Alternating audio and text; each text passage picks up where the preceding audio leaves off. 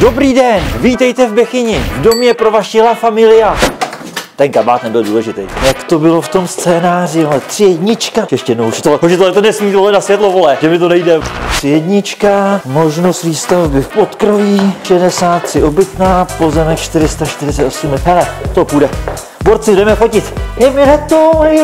Jdeme na tu. Prostorná kuchyň. Kdyby mě viděla maminka, že si tady koput, aby mi dala. Pokoj, aréna pro mlaďáka.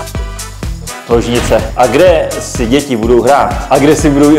A mají si kde děti hrát? Mají si kde hrát.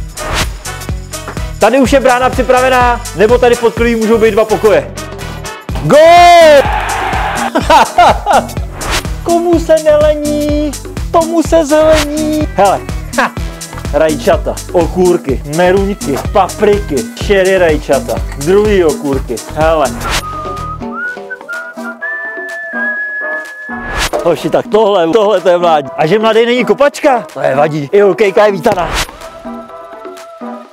Pište, volejte, Honza Kubeš, ať to trefíte.